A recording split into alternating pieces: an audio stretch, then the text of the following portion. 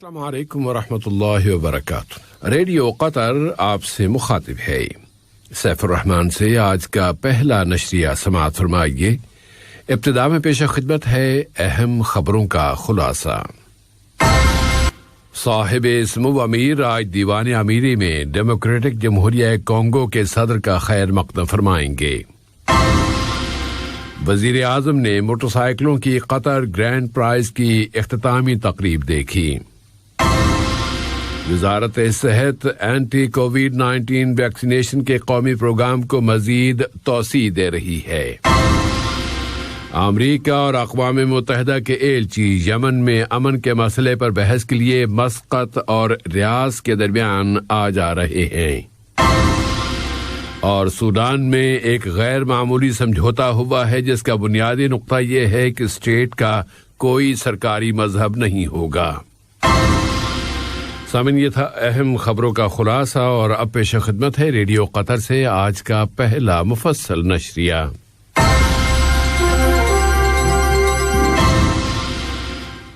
بسم اللہ الرحمن الرحیم۔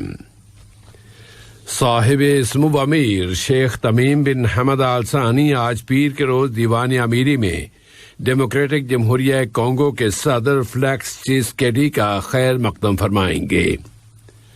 کانگو کے صدر ملک کے سرکاری دورے پر دوحہ پہنچ چکے ہیں۔ وزیر مواصلات و کمیونیکیشن جناب جاسم بن سیف السلیتی نے ان کا استقبال کیا تھا۔ آج ہونے والی اس سربراہی ملاقات میں دونوں ملکوں کے باہمی تعلقات، انہیں فروغ دینے کے وسائل اور مشترکہ دلچسپی کے موضوعات زیر بحث آئیں گے۔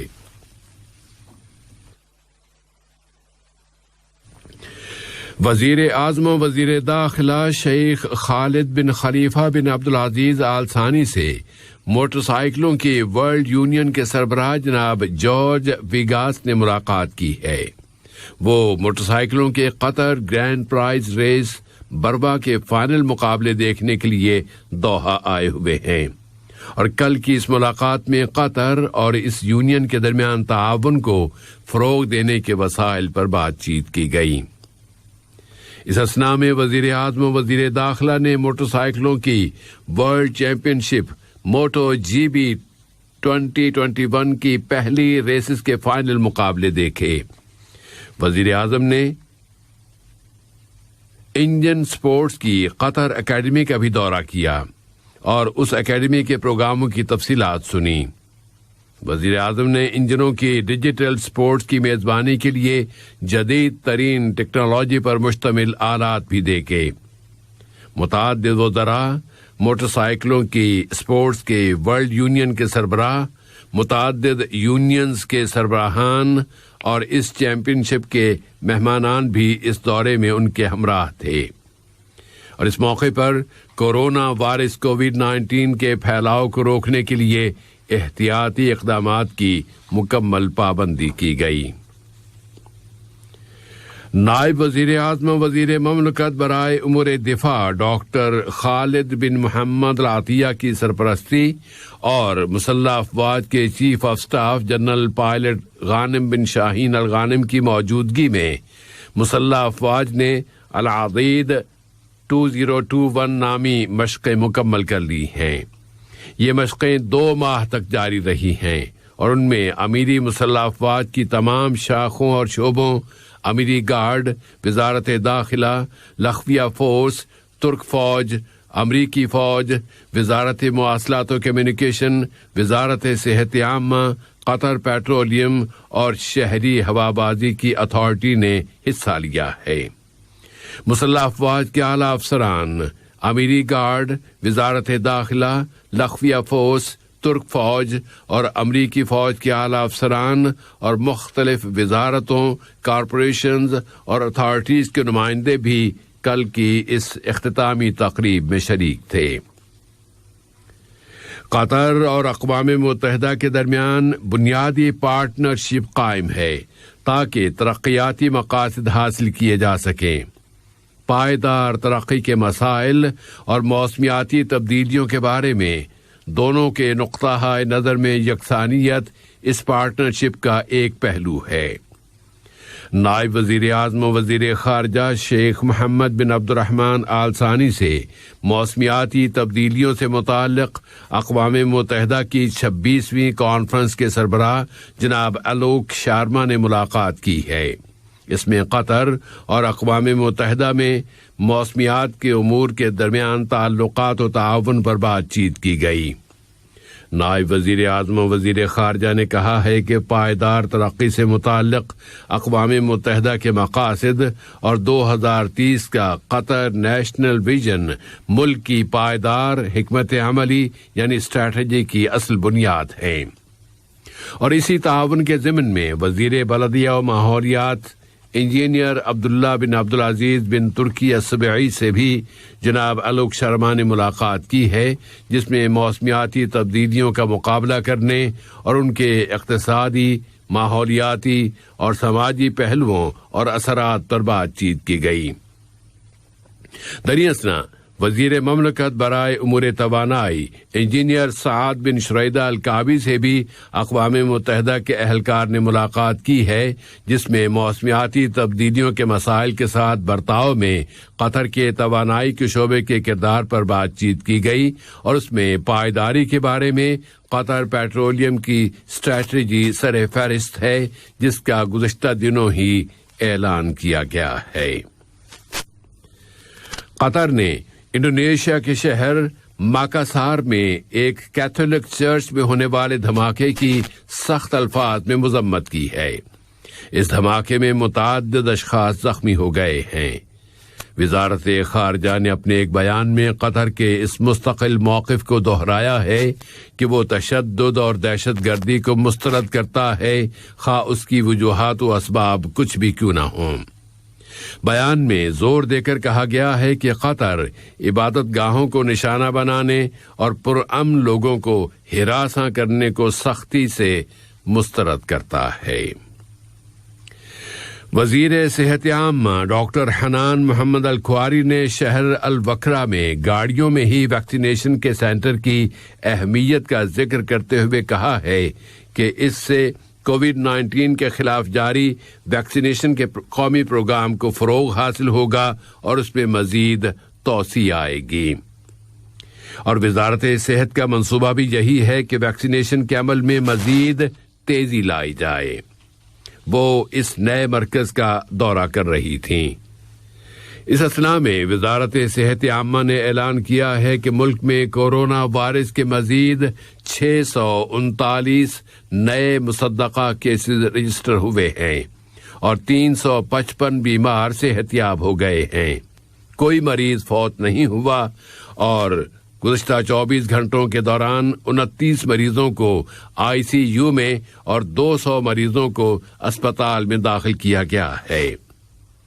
کورونا وائرس کی روک تھام کی بین الاقوامی کوششوں میں سلواڈور نے قطر کی جانب سے کوویکس سسٹم کے تحت اسے دی جانے والی ویکسین کی دوسری کھیپ بھی وصول کر لی ہے، اور اس کھیپ کو وصولی کے موقع پر سلواڈور میں قطری سفارت خانے کے ناظم الامور جناب طارق عثمان العثمان اور جمہوریہ سلواڈور کے خارجہ، دفاع اور صحت کے وزراء بھی وہاں موجود تھے۔ عالمی سطح پر ہی اردن نے کورونا سے متاثر ہونے والوں کی تعداد میں مسلسل اضافے کے پس منظر میں اس وبا کی روک تھام کے لیے ماہ رمضان کے بعد تک یعنی 15 مئی تک کرفیو کی مدت میں توسیع کر دینے کا فیصلہ کیا ہے۔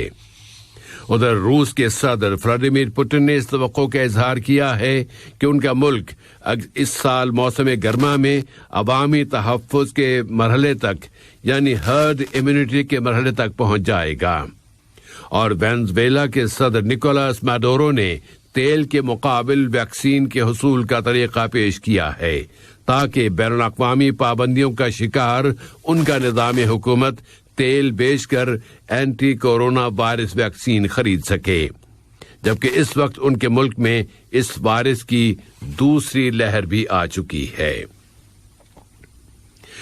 یمن کے حوالے سے اقوام متحدہ کے ایلچی مارٹن گرفت اور امریکی ایلچی ٹم لنڈر کنگ نے ریاض میں اعلیٰ یمنی قائدین کے ساتھ سعودی امن منصوبے پر بات چیت کی ہے، جبکہ اس سے پہلے وہ دونوں مسقط میں حوثیوں کے وفد کے ساتھ ایک ملاقات کر چکے ہیں۔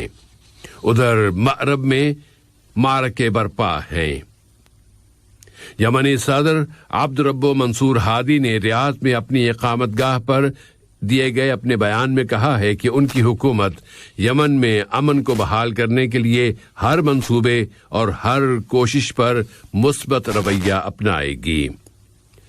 لڑائی سے متعلق خبر یہ ہے کہ شہر مغرب کے شمال مغرب میں الکسارا کے محاذ پر یمنی فوج اور حوثیوں کے درمیان زبردست جھڑپیں شروع ہو گئی ہیں، اور سعودیہ نے اس کے جنوبی حصے کی طرف بھیجے گئے 2 ڈرون طیارے مار گرائے ہیں، اور یہ بھی اعلان کیا ہے کہ حوثیوں کی جانب سے خمیس مشیط کی طرف بھیجے گئے ڈرون طیارے کو بھی تباہ کر دیا گیا ہے۔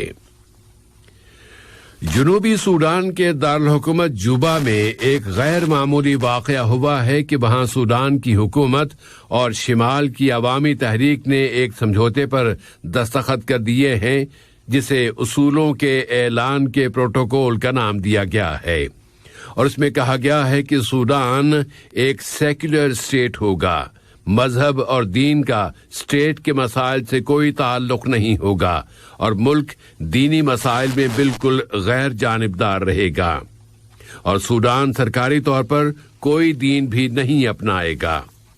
اس سمجھوتے میں یہ بھی کہا گیا ہے کہ سوڈانی ریاستوں کو خود مختاری دے دی جائے گی اور ایک متحدہ قومی فوج تیار کی جائے گی جو سوڈانی تنوع کی عکاسی کرے گی۔ سوڈانی خود مختار کونسل کے سربراہ عبد الفتاح برہان اور شمال مغرب کی عوامی تحریک کے سربراہ عبد العزیز الحلو دونوں نے اس سمجھوتے کا خیر مقدم کیا ہے۔ روس نے مصر کو پیشکش کی ہے کہ وہ نہر سوئس میں پھنسے ہوئے بڑے بحری جہاز کو نکالنے کے لیے اس کی مدد کرنے کو تیار ہے۔ ادھر مصر کی جانب سے اس بحری جہاز کو دوبارہ تیرانے یعنی اس کی فلوٹنگ کے لیے کوششیں جاری ہیں، اور مصر چاہتا ہے کہ اس بحری جہاز کا بوجھ کم کیا جائے، لیکن ماہرین اس رائے پر متنبع کرتے ہوئے کہہ رہے ہیں کہ جہاز سے کنٹینرز اتارنے کا عمل بہت پیچیدہ ہوگا اور اس میں بہت زیادہ وقت لگ جائے گا۔ اور میانمار میں فوج کی جانب سے نہتے سول مظاہرین کو قتل کر دینے والی طاقت کے استعمال کی مذمت کی جا رہی ہے۔ پرسوں کے خون ریز دن کے بعد جس میں متعدد بچوں سمیت 141 اشخاص کو قتل کر دیا گیا تھا، کل پھر وہاں کے مظاہرین سڑکوں پر نکل آئے۔ 12 ملکوں کی فوجوں کے کمانڈروں نے، جن میں امریکہ، برطانیہ، جاپان اور جرمنی شامل ہیں، برما میں فوج کی جانب سے مظاہرین کے خلاف طاقت کے استعمال کی مذمت کی ہے۔ آج کا یہ نشریہ ختم ہونے سے قبل اہم خبروں کا خلاصہ ایک مرتبہ پھر پیش خدمت ہے۔